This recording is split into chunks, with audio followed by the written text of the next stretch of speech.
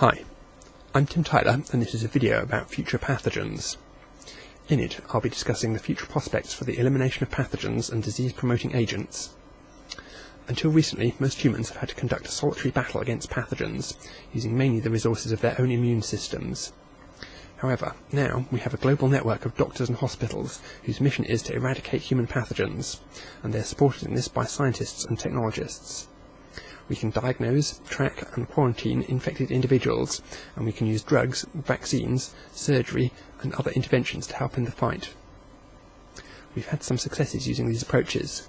Smallpox is gone, except for from the labs. Polio is down to about 4 countries at the time this video was made, and malaria is next on the hit list.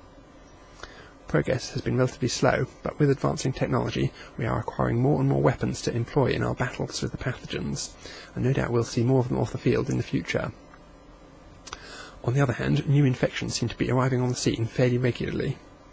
There is the possibility of deliberately engineered pathogens being used as weapons, and humanity has blossomed to the extent that we must represent an attractive environment for infectious diseases due to the sheer weight of our numbers. So, the question arises, what does the future for pathogens look like? This is not the first time pathogens have faced organised opposition.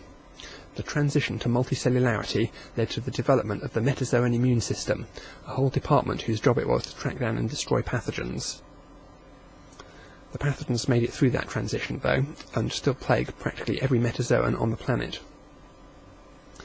What about the prospect of engineering pathogen-free ecosystems? We have some experience with constructing artificial ecosystems, and we've done just that in the virtual space of the Internet. Our experience there so far suggests that engineered environments are just as prone to pathogen infections as DNA protein systems are. However, perhaps this reflects the ignorance of our current software designers. After all, many people's computers run Microsoft software, and for many years Microsoft couldn't even make a word processor or an email client that didn't transmit viruses.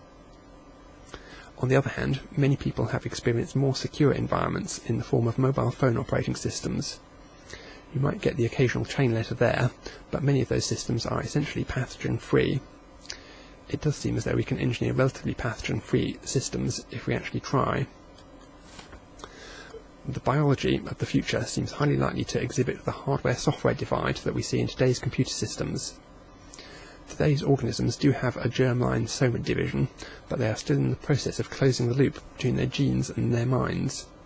So the question of whether we can eliminate pathogens is likely to have a hardware and a software component. My expectation is that the new global immune system will successfully push hardware infection rates down to levels where society can continue to function with minimal outages. However, though our descendants might possess the technical capability to eliminate various pathogens, it seems rather unlikely that they will bother to do so. Biological systems have other things to expend resources on besides fighting pathogens. So long as illnesses are not too debilitating, they can often be tolerated.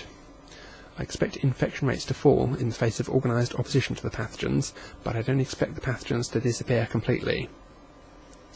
Software infection rates, on the other hand, are a rather different issue. Hardware is disposable, but software is potentially immortal. We will be able to protect software from modification by using cryptography and backups. Also, software will represent the minds of future organisms, and we are likely to care about preserving those much more than we care about preserving their bodies. So I expect correspondingly greater efforts to eliminate software viruses, and of course also much greater success. Our descendants might have to put up with their minds being attacked by pathogens now and again, but it won't be the end of their world, and they will usually be able to successfully restore from backups. So, to summarise, pathogens might well persist, but I expect that civilization will become effective at keeping them down to the point where our descendants may well stop caring very much about them. Enjoy.